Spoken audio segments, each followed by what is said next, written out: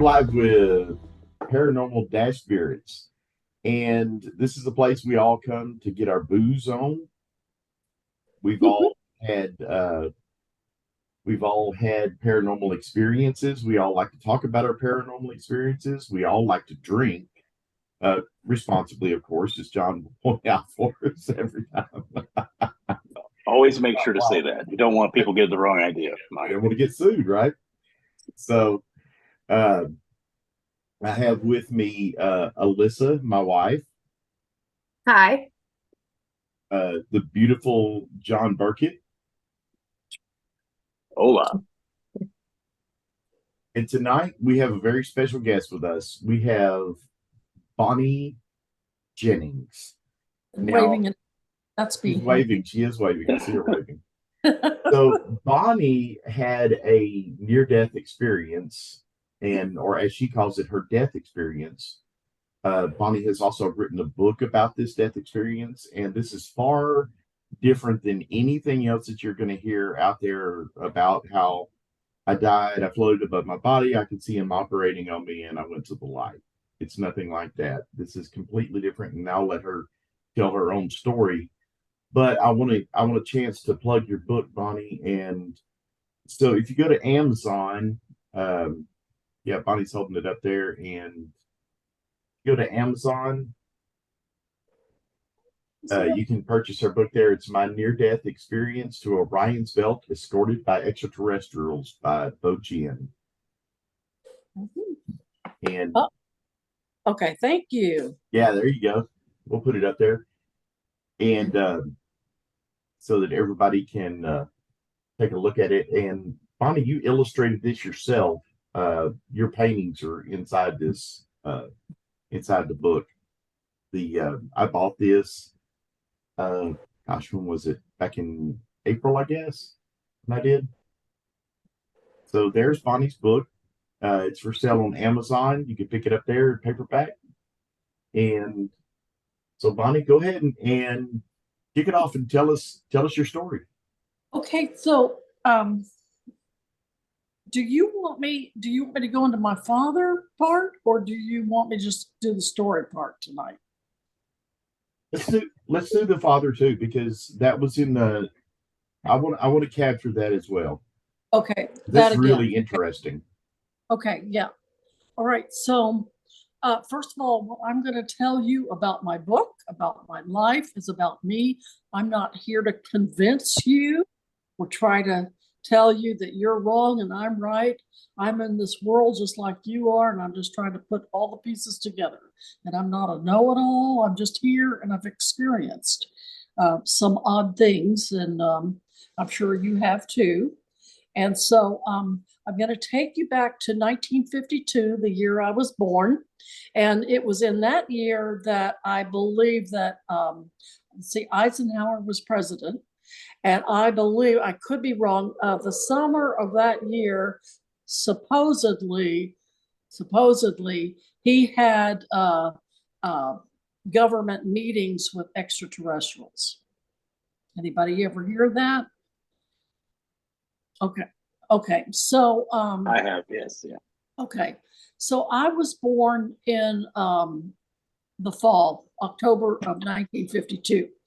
And I bring that up because it's kind of explosive, or not explosive, but an invitation of an entrance. You were born in this year, and this happened, and this happened. And so anyway, in World War II, my father was in the Air Force. He was a pilot. He crashed a plane. He said, I'll never fly again.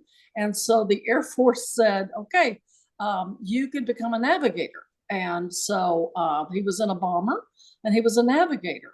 And when he was a navigator, he had to learn about the stars, because they didn't have instruments back in those days to tell them where they were. They used navigators, and navigators, flew at nighttime, and they could say, oh, well, there's the Big Dipper, or there's Sirius, or, there's Pleiades, or the Seven Sisters, or, Orion's Belt. They told the pilot where they were in the world by the coordinates. And so that was his job, and that became significant to me as a child because he taught me a lot about that. Now, I have to tell you about him. My father, my mother told me, she said, you know, your daddy has a little bit of autism. Well, back in those days, you know, you just didn't run out and get a diagnosis of autism or whatever. They just, people with autism worked. I mean, you just, unless you were severe, you know, and he was a functional, above average autistic person who was gifted with mathematics.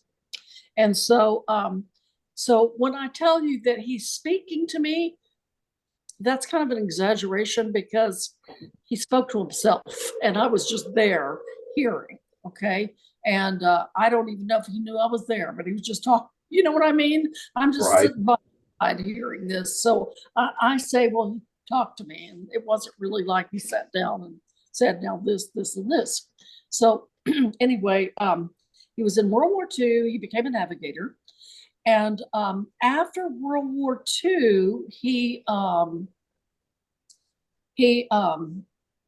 somehow another government paid for him to become a mechanical engineer.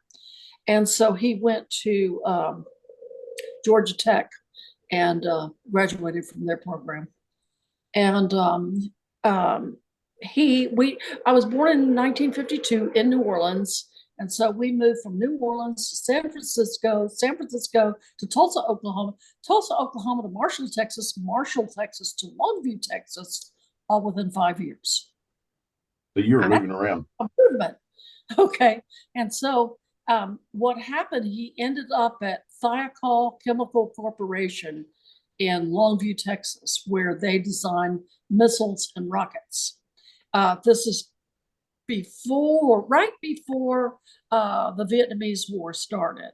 So primarily, initially, he was designing missiles and rockets until the war started. And so I was a kid. I was a child. I was 5, 6, 7, 8. I was early childhood.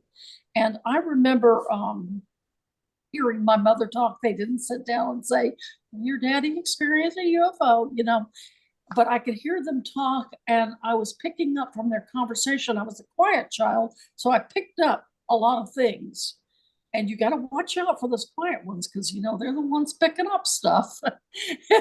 And so I picked up a lot of things. And so my father evidently, I understood it to be he was at the plant at 3 a.m. I was later told by his best friend it was 3 o'clock in the afternoon. I'm not really for sure. I think it doesn't matter. But he was went out to a launching range. They were getting ready to launch a missile. And he went out to the launching range to check out the missile before launch. And he was there with a photographer. And so when they were there climbing the ladder to get up to the missile, suddenly they were surrounded by shoop, shoop, shoop, these lights of all different colors, like orbs. And I don't know how many, quite a few, I don't know how many, but they were of different colors, pastels, and they circled him, and they halted that process. And so the guy with the photographer with the camera started taking pictures. And so they got back on base and they said, listen, this is what happened. And so they were flown immediately to Washington, D.C. And the camera was confiscated and the pictures were taken. And he was told, don't you ever speak about this ever again. Never, never, ever, ever. And so he came home and he was muttering. He wasn't speaking to me. He was out in the garage muttering. And I am a little kid and I'm following him around as he works on his automobiles and all the things that he does out in the garage. And so he's pretty angry with the government because they've told him to shut up, and he doesn't want to shut up because he saw something absolutely extraordinary. And so I think this probably happened more than once because there's a time lapse there. And the conversation stretches in bits and pieces for about 3 years. And so I'm always out in the garage. I'm always hearing them mutter. And it got to the point where they were sending the Project Blue Book people. They didn't call them Men in Black then. They were Project Blue Book. And the Project Blue Book people came to our house. Now, mind you, I think I was in the 4th grade at this point in time. So that's why I think that there was more than one incident. And so I'm in the 4th grade, and these beings, these people, my mother told me they were aunt and uncle that I've never seen, never met, and they never came back again. And they were never mentioned again.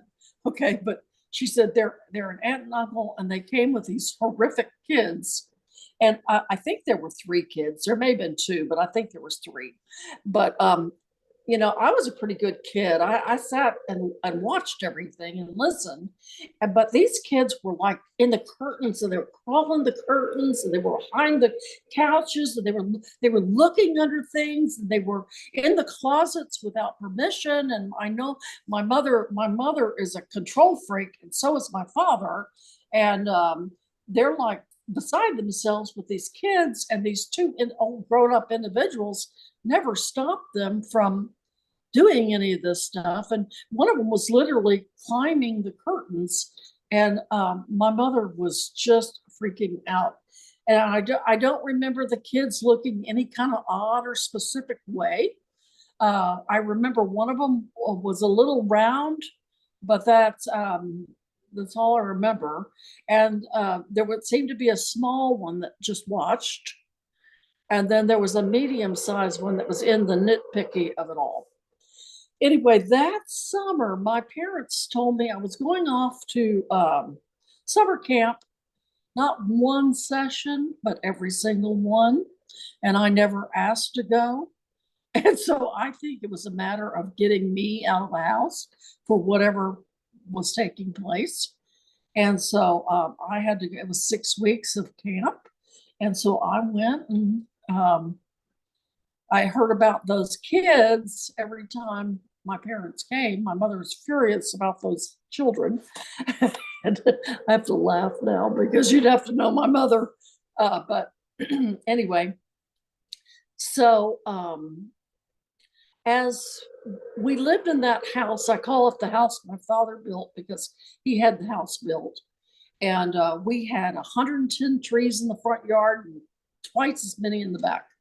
And so the house was nestled in woodsy area at the time. At the time, it wasn't a neighborhood. It was practically in the woods. And so I don't know, 7, 8, I was little. And I was the youngest of 3 girls. And so we each had our own bedroom, and mine was at the front of the house. And so in the middle of the night, one night I awakened, and there were some men, very, very tall men in my bedroom. And I know a lot of people thinking, oh, this is sexual molestation. No, there was no sexual molestation. But they were, they had a cloak, black cloaks over their head. I was absolutely petrified, could not look at them in the face. I was so scared. And one of them came over to me, and he shook his long finger at me. He says, you open your mouth, you say a word, you talk to anybody, you scream, you yell, and you're in whatever was going to happen. And I just was shaking, literally shaking. And so I just froze. I was paralyzed, and they may have put me in a paralyzed state.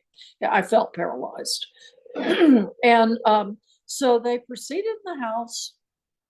I think they walked down the room to where my father was. This is about the time the Vietnamese War had started. And so At that point in time, he started making ammunition, and evidently he was supposedly the American who prevented the smart bomb in America.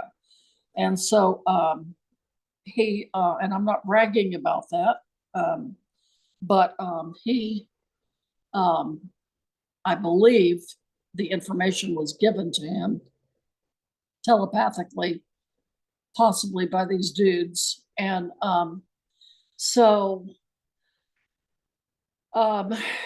they came back, not every night. I want to say maybe 3-4 times when I was a kid. That's all I kind of remember. But it got to a point I knew when they were coming. I had a permanent, I just knew. And I got to a point I would get out. I knew they were coming, and I'd get out of my bed as soon as I knew it. And I'd go as fast down the hall to my sister's room and hide behind the door. And at the threshold of her door, and wait for these dudes to pass by and do their work, and then I'd go get back in bed. And so this one, I think maybe 3 or 4 times. I don't remember it happening every night, or it happened enough. Okay. So as the years went by, I talk about the story, but not very often, because it seemed like something some kid dreamed up like me.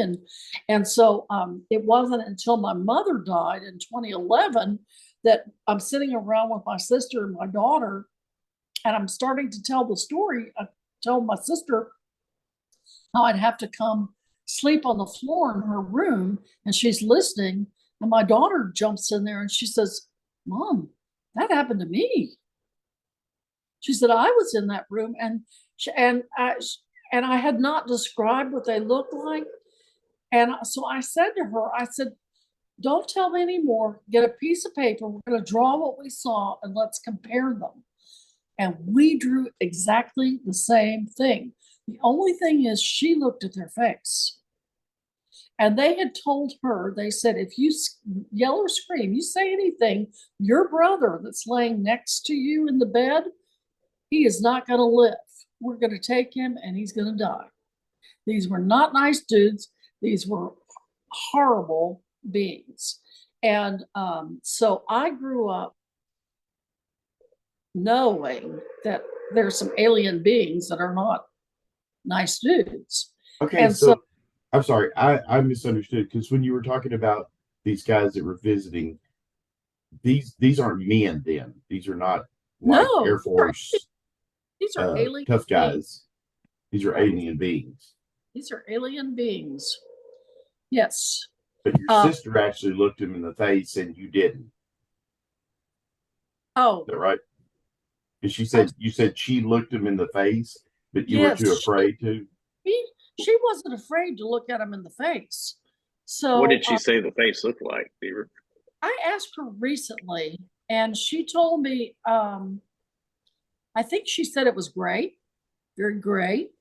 I want to say I might be guessing. I want to say she said the eyes were red, but I don't know. I shouldn't say that, but somehow or another, I knew the eyes were red.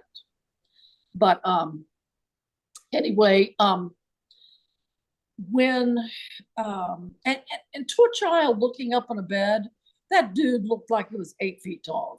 Okay, but our ceilings were shorter because it was a 1950s house, so it had the regular 1950s ceilings on it, so they weren't really that tall. But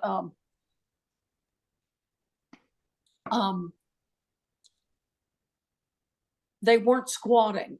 Okay, they were upright.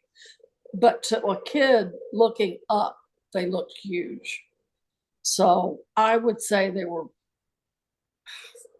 6.5, 7 feet tall. They were tall to me. My father was 6 feet. They were taller than my father. But anyway, I was standing out. My father gave me a telescope for Christmas when I was 9 years old.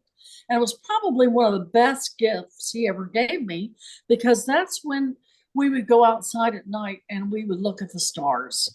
And he would, since he had been a navigator, he would say, "Oh, that's Orion's belt. That's Pleiades. See those 7 stars up there? That's Pleiades. That's Orion. That's," he'd be pointing out the Big Dipper and Little Dipper, how they're all connected. And so as a kid, I knew a lot. And I went in the 4th grade, I went to school and I gave a book report.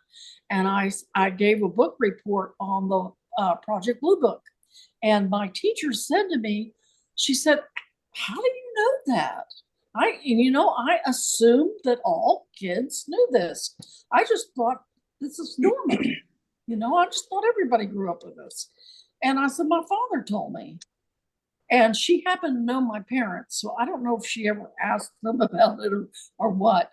She's deceased now, but her daughter is still a friend of my sister's. So I wonder if they've ever talked about it. But anyway, I remember I was so thrilled about that report, standing up in the class and giving that Project Blue Book report. And I was, when Project Blue Book, the movie came out, I was extremely disappointed because my father told me the whole Project Blue Book thing was to debuttal. It was to Discredit.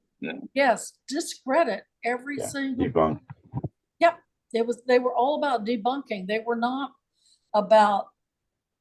They would debunk it any possible way they could, and they were mean about it. And that's why J. Allen Hynek, when he left the project, he came out and said a lot of these things that we debunked, we really didn't. J. Allen Hynek was the physicist they had hired to work in the project to be the main scientific guy. And later, after he left, he had butted heads with the military the whole time. And after he left, he came out saying some of these things we never disproved. They're not real. And I think he got a lot of trouble. I think it's interesting that Hynek went into it as an absolute staunch non-believer. I do not believe in flying saucers. Came out a believer. Yeah, it came out completely, did a 180 and said, "Oh my God, they're for real. They're out there." So I think Hynek saw some stuff. Bonnie, let's move on if we can to your experience, your death experience. Because I'm sorry, what was that, Mike? Let's move to your death experience. Can we talk about that? Sure. Okay. About the book and the death experience, because I've read the book, John's read the book, Alyssa's read the book, and to me that absolutely fascinating. Because it was so different than, like I said at the start of the shows, they were working on me and they were doing CPR and I floated up above and I saw myself and then I went to the light. Tunnel of light. Yeah, yours is nothing like that. It's amazing. So tell us about that. Okay, and John had mentioned something last time and about the DMT, and I agree with John with the dimethyltryptamine. Yes, there you go. Someone can say it. I think I may have herniated my tongue when I did that, but I can say it. That's a hard one to get, but I do believe that that is the main ingredients when the body and the soul and the spirit, when they separate, there's a tearing away of the spirit. What the spirit is the energy. Okay, so when it tears away, it's ripping, and it's leaving the soul, the physical, and the soul torn. And so as you're passing through all the cells that are torn with DMT, you're going through your own DNA and you're reliving your life through I don't know how it works, but the DMT and the DNA mixed together, and you are experiencing what you experience. And so I think it's interesting that you bring that up, because if you've ever been around hospice nurses and they talk about the kaleidoscopic effect that occurs at the end of your physical existence, to where the person will start seeing their basically your life pass before your eyes, you know.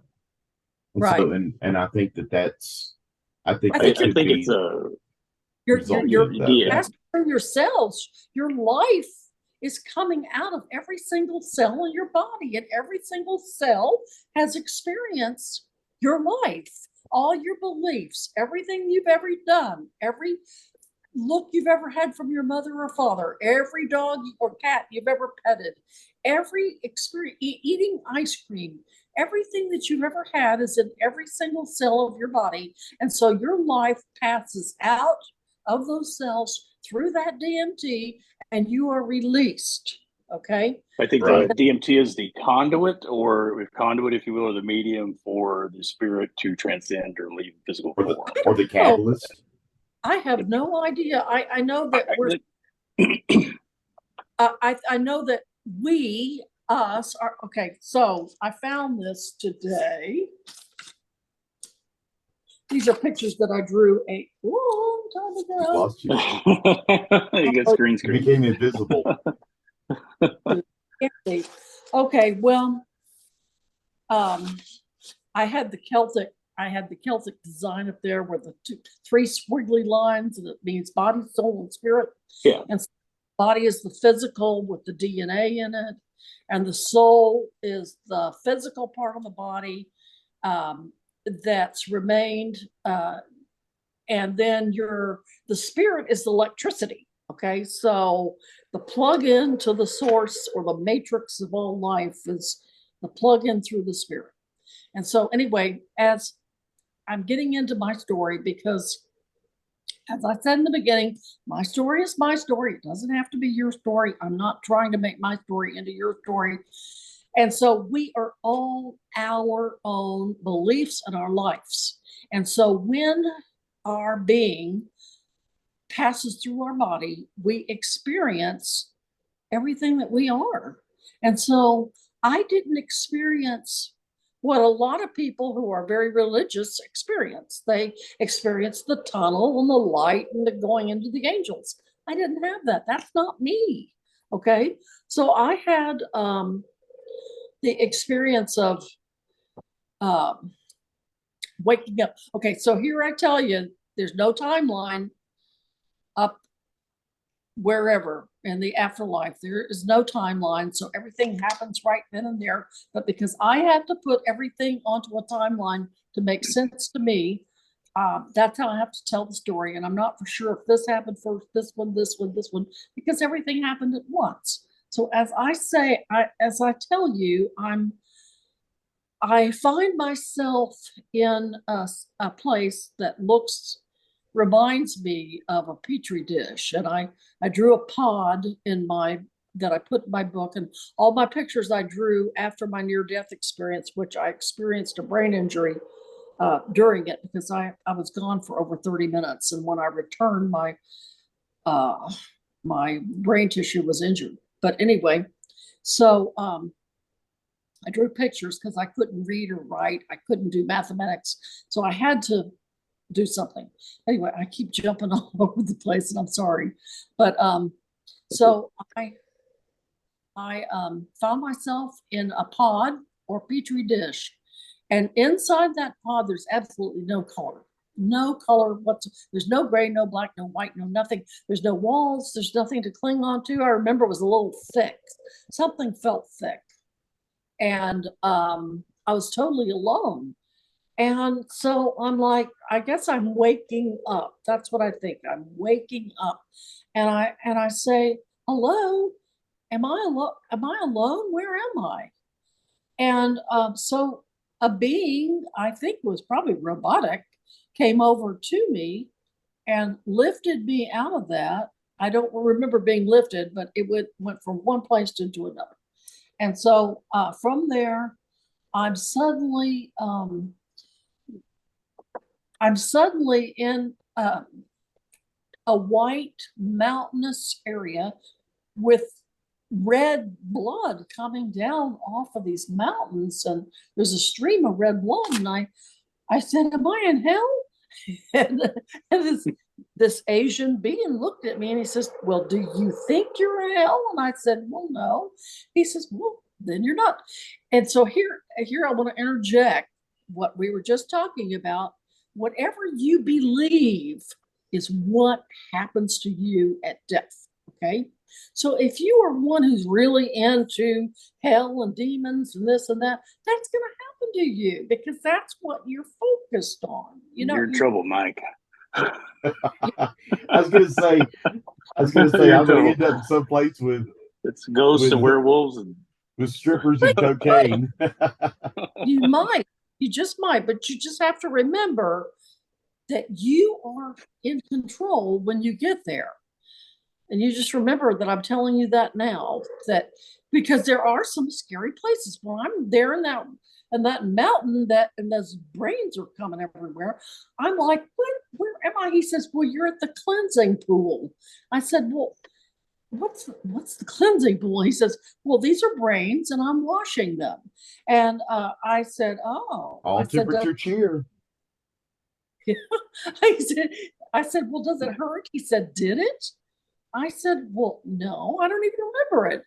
He says, okay. He says, every time you move or go to a new place, a new ascension, you ascend, you'll be cleansed. And I said, okay, all right, that didn't hurt. That was painless.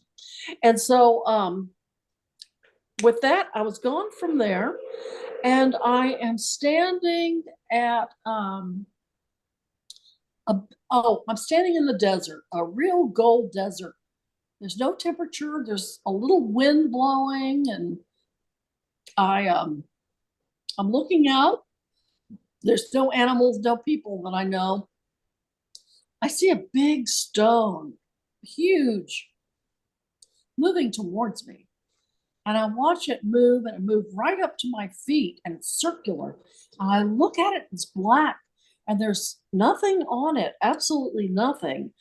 And I suddenly look down, and the 5 to 6 o'clock place opens up like a little door. And before I walked through that door, I thought to myself, is this my life?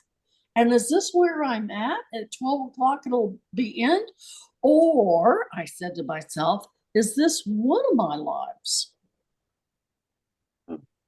And is this, so I knew at that point there was a question about, So anyway, I said, okay. So I walked through the entrance, and I immediately I saw somebody I knew. I was just still in the desert. And it was a guide who I knew. I mean, we didn't run up and hug, but it was like, hi, how are you? Blah, blah, blah.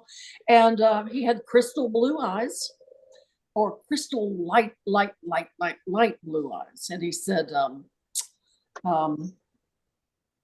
he didn't say too much. He reached down to the dirt, and he held up some dirt in his hand, and he let it slide out of his hand. And I'm like looking at that dirt and that sand and all those bits of beautiful iron ore and silvers and golds and sparkles. And he put some in mine, and I did the same thing. I looked at dirt for the first time like I'd never seen dirt before. And it was like, be aware that there's so much beneath your feet that you are unaware of. There's a universe beneath you. And so I didn't get that at the time, okay, but I see it now. What he was saying, beneath your feet are billions of, so over the top, you can't even think about it, Mm-hmm. So, oh, by the way, he doesn't correct me. Okay, if I ask a question, he doesn't answer me. The only thing he'll say is, what do you think? And if I'm wrong, he doesn't correct me because he doesn't want to answer me. He wants me to answer myself. I think that you, Bonnie, obviously you and I have talked about this before, but this is one of those places I think that that what you experienced and what I have experienced in as far as my beliefs system, shamanic belief system, that there's a huge correlation between what you just said and in the shamanic belief. When you ask a question of a guide, a spirit, an enlightened guide, then you don't really get an answer, a yes or no. It's like, well, what do you think? And so they Right. guide you in letting you decide what you're going to do. But go ahead. I'm sorry I interrupted. No, that's good. I'm glad you do that because it makes me, recognize things. But it's like there, I know looking back that I answered things wrong, but he didn't correct me. And so 3.5, 4 years later, I can say, I was wrong about that. And so I can go and correct whatever I thought, you know? So Right. yeah, I think you're right about that. They're not there. They know you can figure it out. They're there for you to figure it out. They're there to guide you. And so at that point in time, he said to me, okay, let's go to see the places that you love. And so I said, oh, okay, let's go. So we were at Samaria. We stopped. I do know we went to Samaria first. Okay. And the Sumerian tablets were there. And I saw them and I ran to them. Now, I didn't know it then, but now when I reflect back and I saw those tablets, I knew that I had lived then. I knew that I had been a part of that civilization, and they were very familiar to me, and they were very important to me.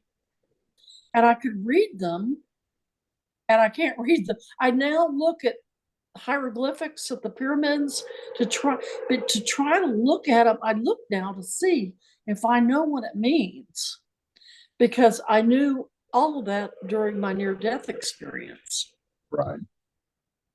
And so far, nothing has come clear, but at least I'm looking at it now. Yeah. But anyway, so we went to the Sumerian tablets and we went to the pyramids and we went through all the pyramids in Egypt and the ones in Central America and up through Mexico. And then at that point in time, he said to me, "Are you ready?" And I said, "For what?" He says, put out your arms. So I put out my arms and he said, "Let's go." And we took off Earth. I think maybe we visited the cleansing pool. I'm not positive, but we took off. We're taking off from Earth. And I remember it was so freeing. It was just so wonderful. Just absolutely flying through the stars and the galaxies and just, so we got up to Orion's belt.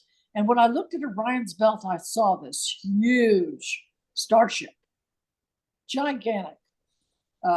And I thought, oh my God, okay. But I wasn't frightened. I mean, it just seemed normal. And so I said, okay, let's go. And so we went inside. And we went into a room, and in the room was a table and a chair, although they were not physical. I knew there was one. And so I do remember there were lights coming from underneath the table and from underneath the chair. And I have temporarily had a seat. My guide stood at the back. I think he was standing at attention. I don't know. But in walks the five of count. I didn't know this, but there were 5 in the council of alien beings that are supposedly in the Federation of the Galaxy. There are 5. So they were in my NDE. And so in they walk, and the first one is a very small grayish being. He's extremely friendly and very, very polite. And he says to me, "Have a seat." And I did. And I think he introduced everybody, but there was no eye contact with anybody. Okay. there was, he was the first, second, third, fourth, and fifth. And so the ones I can remember are the middle one and the end one, and the two in between I can't remember. But I do remember the one at the very end was a tall, tall white. And I say tall white with absolutely no eye contact. Little did I know that through a friend of mine who's done a study of this, told me one day tall whites give no eye contact. I said, what? So she verified to me what I learned in my NDE. And why is that? Because according to her, tall whites don't give eye contact because it has to do with their children. That anybody gives them eye contact, that means that person is after their children and they will kill you over it. So I'm like looking at her like, what? Why won't you give me eye contact? And so she never looks at me, or he. And then the one next to him, I can't remember. The third one seems to me to be kind of birdish, beakish, bluish. And then the next one I don't remember. And then the small gray guy. And I would love to be hypnotized to see if I couldn't come up with those two beings because they're important to me. So anyway, they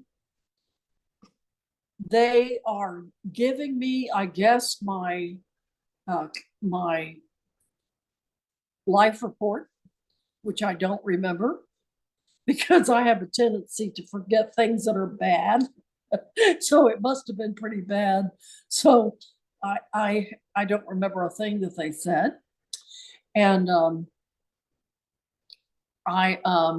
they asked me to read some binary code for them. And I said, I don't read binary code. And they looked at me like, really? And I said, well, I don't. And so they handed me a stack of papers like the old 1990s computer paper. And they said it had binary code on it. They said, read this.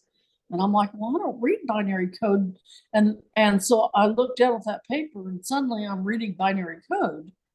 And I do remember that is their method of finding or locating beings through time in the universes or on our world through binary code. So they said, okay, come on. I guessed I passed that. They were much friendlier. I have to say, before that all started, that they weren't all loving and kind and friendly. They weren't mean or hostile. They were just very professional, you know? And so at that point, after the whole interview, they said they were friendlier, they were lighter. And they said, come on in with us. We're going to take you to another room. We want to show you something else. And so they took me to a room with these alien beings that were having a very good time. And they were sitting around just kind of joking with each other. But they showed me, when I walked in, they said, we're going to show you some star charts. I said, okay, I'd love to see that. And so they opened up the sky and they said, identify places. And so I started identifying places. And after that was over, they said, okay, you're free to go. You can go wherever you want. And I got to tell you, at this time, that book of paper from the 1990s with binary codes, these beings took that paper and they burned it. They lit a fire to it. And they burned it, and it went into the starship, and it just they enjoyed that immensely. I don't know why, but they found a lot of humor in that. I don't know. I don't understand it, but they did. They were amused by it. And so anyway, they went to the back of the starship, and they said to me, well, you're free to go. So I guess I passed their whatever. And they said, you can go anywhere you want. You are free to go. I said, okay, well, good. And I remember taking off, and I have to tell you here that my sister was in the hospital room with my two children, And my sister was telling me mentally, and I could hear her. She was saying, Bonnie, it's not your time to go. My late mother, she's a mother, she said, is telling me that you can't go. It's not your time. You've got to come home. Who's going to take care of all these animals? You've got to come back. And I said, well, oh, I don't really want to come back. I really did not want to come back.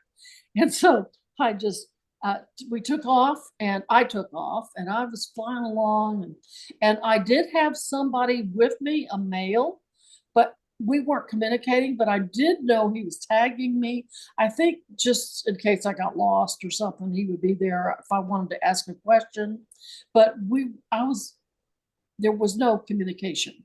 And I got up to, I wrote moon or a moon in my book, but it was a planet. I sat on the side of the planet and I watched the Elohim, the Bible Elohim, make or create a nebulous. And when I say Elohim, I mean the plural, the Hebrew word plural that means gods. So the Elohim was creating a nebulous, and it was gods, plural, making it.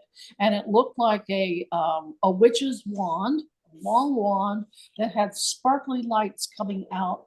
And it was just boom, boom, like painting a picture, like a masterful painting of a picture, and just using those lights and throwing them, and it was having such a good time, and I just really enjoyed watching it.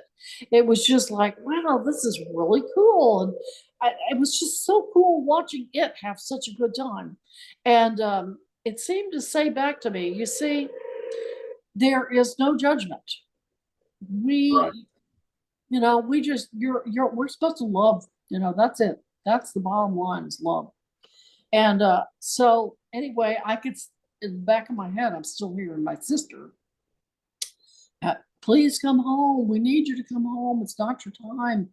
And so I had watched them. Oh, and I got to tell you, I always forget this part. It's really a good part. I venture on, and I'm at the edge of the universe.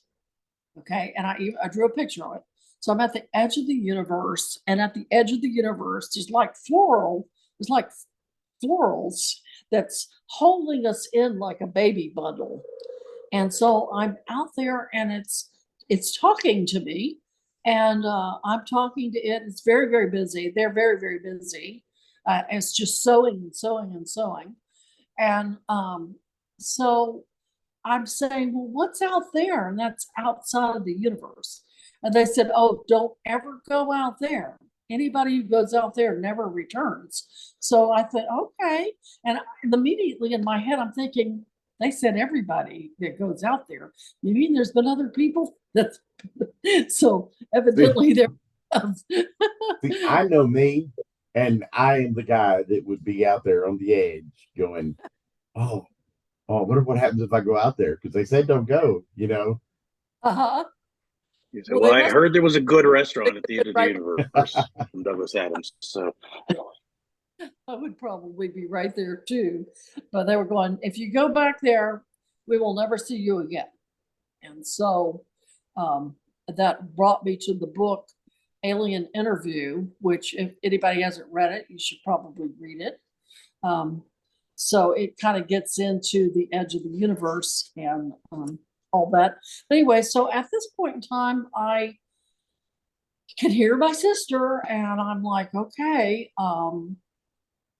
here's my choice. I decided, okay, I'll go back. And I have to say that when I was out there, I really had no compassion or no sympathy or no empathy. I really didn't associate or feel a connection to the dogs, my children, my sister. There was no, you understand what I mean? There was just, mm-hmm. I mean, I knew that they were my children, but there wasn't this humanly emotional, oh, those are my children, I got to get back. There was none of that. It was like, oh, those are my children over there. you know? And there wasn't this, I got to get back because of them.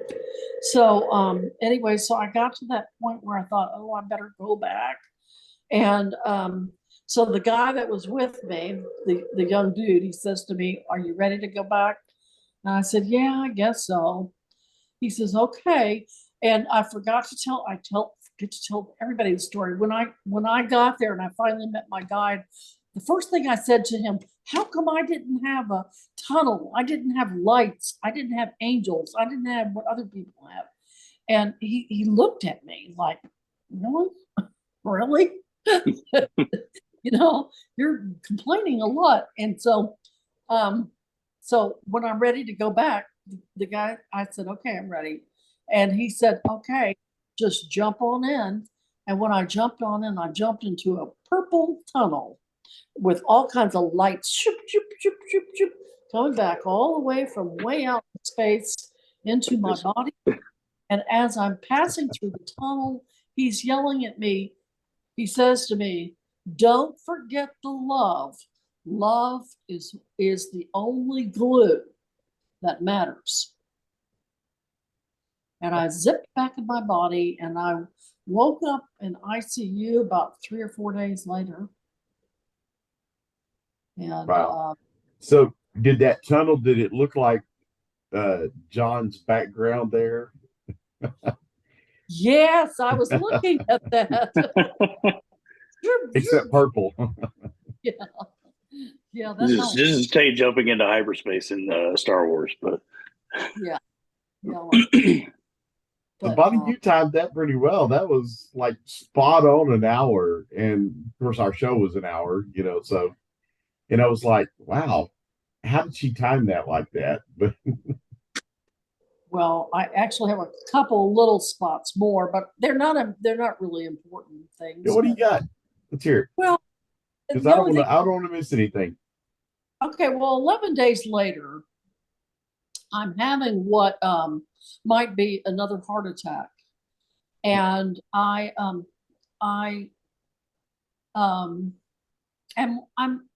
in my room and I'm alone, and you know my brain's fried. Okay, I'm thinking I'm not a childlike, but I'm not then what I am today, or I wasn't then what I was the day before, but I'm thinking to myself, okay, why didn't I just stay then? Why isn't it coming back to get me? That doesn't make sense. And so I'm very present that there is a force with me that's waiting there for me. And I drew a picture in my book. It doesn't exactly look like that, but that's how I can describe. Mm-hmm. And after that was over, the nurse came in at midnight. She says, your second, forgot what the name of it is. They do 3 cardiac enzyme tests to see if your troponin. Yeah. Second was clear. And so I looked up at that dude and I said, listen, I'm staying and you need to go. And he gone. But he did show up again about 6 months later when I had another reaction to something. And so when you say this, you call him a dude. Is this the guy? Is this your guide from when you were on the other side, or is this somebody totally different? This is what people would call a death angel. I call the transporter. This dude. I like that. Jason Statham coming to get you. Coming to get you. Got a sickle there, you know. And I was really more frightened on that the 6-month deal than I was on the second one in the hospital. The 6-month one really kind of scared me, but it turned out okay. Everything was all righty. And Bonnie, when you were gone for 30 minutes, right? Yes, plus 30 minutes. That's a miracle. Wow, that is a miracle that you're here. Yeah, it is. It really is, because you don't come back from 30 minutes. You don't. Unless, you don't come back not a vegetable. That's right. And Thank you. Alyssa. I keep calling On those occasions when somebody does come back after 30 minutes or ish, it's always when they've been in an accident where they drowned and it was like freezing Really cold. water. Yeah. You know, there's been instances of where people have lasted, Right. longer, but you didn't drive your car off a bridge. It right. was frozen, so that it's definitely not that. We know that. So Yeah, it's I'm glad I didn't, because that would be just horrible. But I went without oxygen to the brain. I had an anaphylactic shock that went into a myocardial infarction, heart attack. And so I going without oxygen for that long a time, as Alyssa says, she's a nurse, I'm a nurse. I mean, that's why the EMS tells you you must be there within 4 minutes, because within 4 minutes without oxygen, you lose brain tissue, and you can be in rigor mortis within an hour. There are certain, like for myself, somebody who's gone without oxygen, anaphylactic shock, they could go into full rigor mortis within an hour. So to go without brain oxygen for 30 minutes is a long time. And in fact, both of my legs are numb. It's really horrible. But I came back with numb legs, and I'm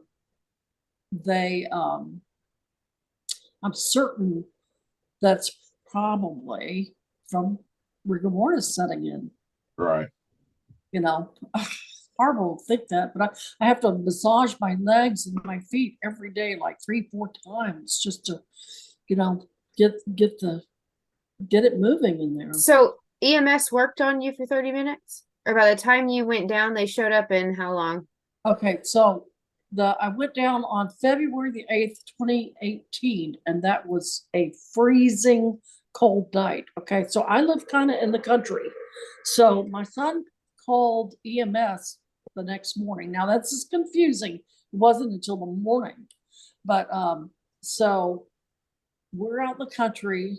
I don't know. I don't know how long it took them to get here, but I would say that it probably took them 10 minutes to get here because of the weather and what have you. I'm just guessing. And then their report says 30 minutes, but my son followed them to the hospital from our house. And he said, Mom, it took them an hour to get there. We live 12 miles. And so he said and the reason it took them so long, they'd pull over and they'd start giving you compressions again. And he could see them. And so he said, Mom, that was an hour. He said, so you don't give compressions. I mean, maybe I'm wrong, but I don't remember giving compressions when they have a heartbeat. You don't. Yeah. And you don't give oxygen. You don't give mouth to mouth. Of course, they have once you get intubated, but meanwhile, they're giving, with a mouth thing.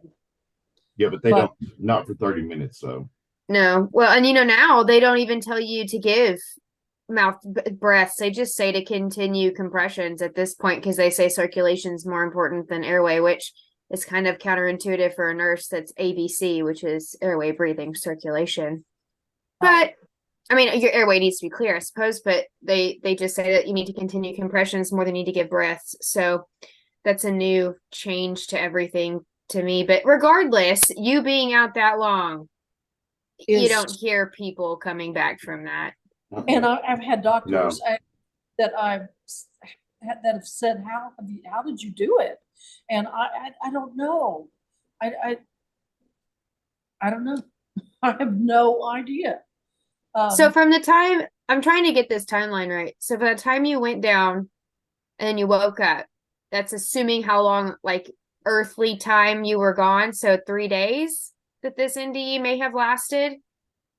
I don't think I was gone 3 days. I think I think I went Here's what I'm guessing, because I remember going down on the 8th. My son and daughter said I was up talking to them on the 9th. So how could that be? So I I bet you I went out more than once. Okay. My guess is probably I went out that evening and probably that morning. I'm guessing. Okay. What else could it be? Because unless I was in a ghost form and they saw me in ghost. I don't, it's crazy. It's really, I don't know. Special guest. Oh. That's the paranormal part. What the? Right, right. So, okay. Well, I can definitely say it's the most interesting NDE or death experiences, you like to call it, that I've ever heard of, for sure, especially just because from a medical standpoint, you Right. shouldn't be Right. here to tell us about it. So, Right. Exactly. And thank you for saying that, because all the time NDEers are going on and saying, I was dead for 3 days. I was dead for, I was dead for 20 minutes. And okay, I'm like, well, where's your brain injury? Right. Right. You're gonna have a brain injury if you've gone Yeah. 4 minutes. The body doesn't work that way. The body does not work without oxygen. That's right. You gotta have. Yeah. Bonnie, And thank you so much for sharing that with us. Your story. I want to pop up your book here again on the screen so everybody can see. You guys see that? Yep. Yep. Okay, awesome, cool. And plug this. This is at it's at Amazon. You can pick it up. John's got a copy. I've got a copy. Alyssa's got a copy. This is a great book. Because if for nothing else, it tells a different story. It gives a different perspective than what we've seen before, and I love that. Thank you. A lot of people have called me a liar. She's making it up, blah blah blah blah. But hey, I've got the medical records. Right. I love that you illustrated it yourself. I do too. I think that. that's cool. So that was part of your therapy, wasn't it? Yeah, one of my best friends is an art therapist, and she said, "You got to illustrate. You got," and I can't do that. How can you do that? Because when you're there, you're not in a 3-dimensional world. You're seeing everything. You're in the dimension. Right. So, John, that's another topic that's kind of interesting about the Matrix kind of deal. You are actually you're not in a 3D world. You were right there inside the cell, In that next dimension. Now, did you draw before this? Could you? I did. Like an I artist? did. Yes, I did, but not to this level. Okay. I would have said that I was okay artist, but I don't know. I'm not a Van Gogh or a Monet, but there's some substance to it that I really think that some people should probably pay attention to, and it helps me get me down on paper. Yeah. It helps me explain things. I think it's interesting that you use the painting like that to express yourself. When you talk about, you come back and you go, man, I had to learn to talk all over again, I had to walk all over again, I had to learn to write all over again, and yet you were still able to draw on that ability to paint and draw. And I think that's amazing. I couldn't even count to 100. Okay, I was amazed today. I had forgotten how to count to 100. I couldn't imagine how anybody could forget counting to 100.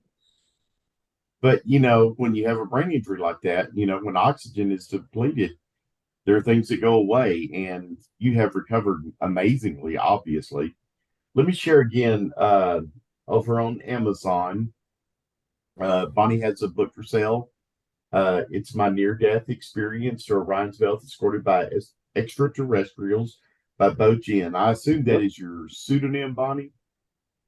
BoJenn? It's not. That's what you write under?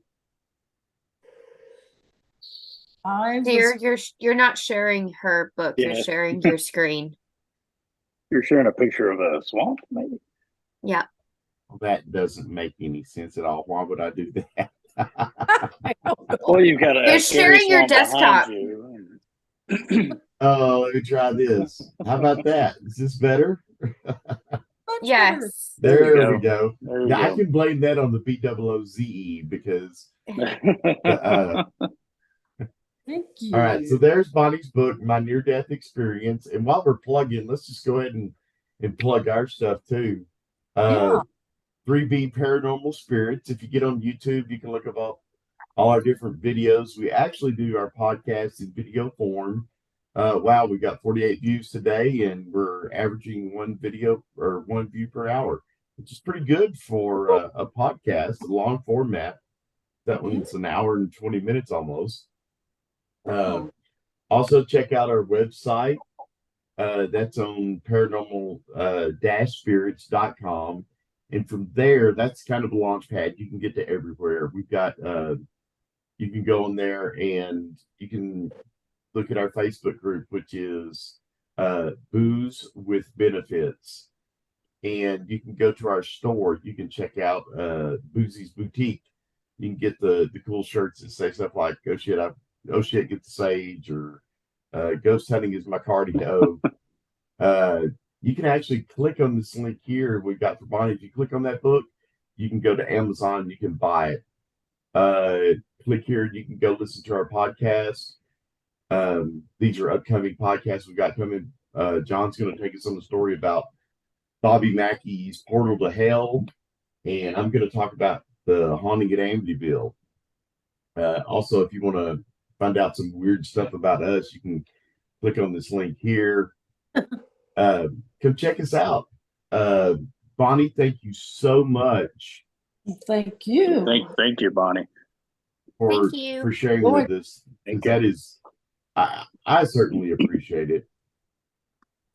Well, we're all gonna have to go out one night and have a beer. Yeah, BOOZE. I'm not driving. And let's go to a graveyard or something, okay? There you go. Yeah, I'm not driving.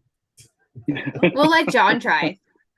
Yeah. There you John go. can- That's a John can drive. great. Wait, That's a great idea. I don't know if we should do that either. Oh, I think that would be fun. It'll be fun. All Thank right, you so guys. much. Thank you so much. I appreciate it. Thank you. Thanks, everybody.